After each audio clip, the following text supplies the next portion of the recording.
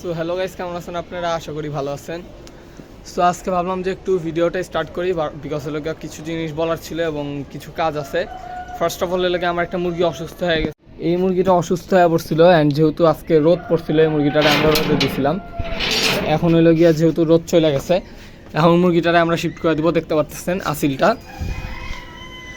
এটার কী প্রবলেম হয়েছে আমাদের, আপনারা যদি কেউ চাই না থাকেন আমার একটু প্লিজ কমেন্টে জানিয়ে দিবেন এটার কী ওষুধ খাওয়ানো উচিত। আমি কিছু বুঝতেছি না।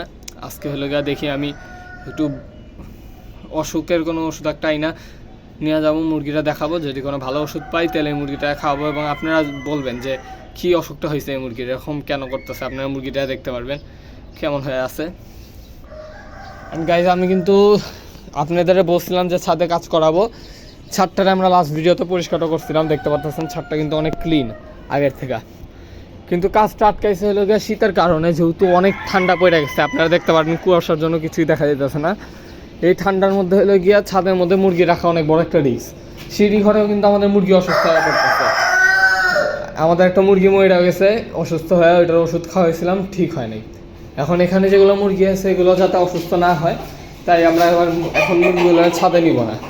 আর দেখতে পারতেছেন মুরগিগুলো সব কিন্তু এখানে, মানে এই জায়গাটা আহামরি ঠান্ডা নাই, জায়গাটা অনেক গরম। আমাদের ঘর থেকেও এই জায়গাটা অনেক গরম, কারণ এটা যেহেতু সিঁড়ি ঘর। এখানে হলো গিয়া এখানেও কভার, এখানে বারান্দা, উপরেও হলো গিয়া ছাদের গেট অফ থাকে। সো এখানে আহামরি ঠান্ডা বাতাস আসে না।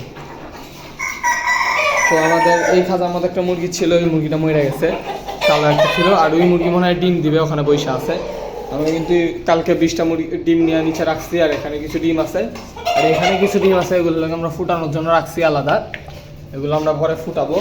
আর এই যে কয়টা ডিম আজকে দিচ্ছে এগুলো হলে গিয়ে আর নিব, পরে কিছু ডিম জমলে আমরা নিচে নিয়ে রাখবো।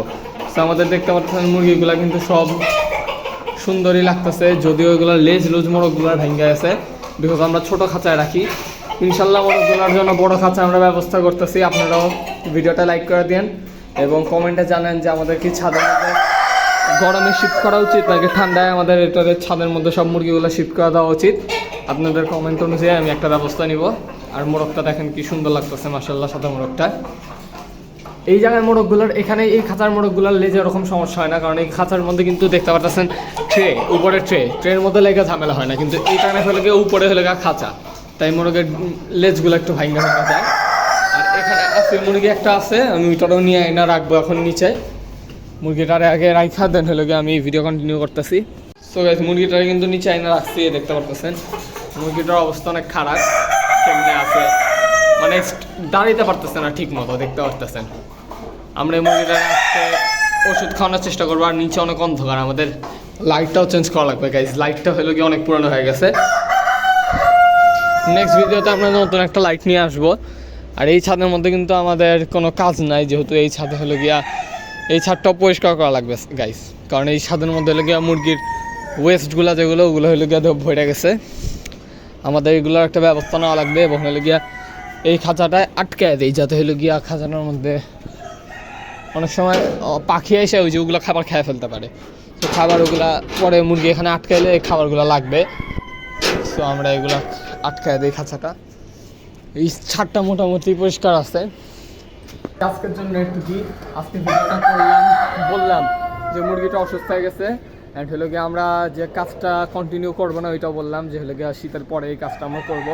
এই যে মুরগিগুলারে কেমন লাগছে এটা কমেন্টে জানাবেন। এবং হলো গিয়া নেক্সট ভিডিওতে হলো গিয়ে আমি ভাবতেছি যে টার্কির বাচ্চা দুটা কিনে আনবো, কারণ হলো গিয়ে আমি কিন্তু শীতের মধ্যে টার্কির বাচ্চা দুটা আনছিলাম অ্যান্ড হলো গিয়ে ওগুলো পাইলা বড় করছিলাম। সো আমি ভাবতেছি যেহেতু উপরের খাঁচা একটা খালি আছে, সো আমরা টার্কির বাচ্চা অথবা তিতির কিনবো না, কারণ এগুলো অনেক সাউন্ড করে। সো আমরা দুইটা টার্কির বাচ্চা নিয়ে আসবো, পালবো। সো গাইস, আজকের জন্য একটু ভিডিও ভালো লাগলে লাইক করে দেন, চ্যানেল নতুন থাকলে সাবস্ক্রাইব করে দেন। Bye bye.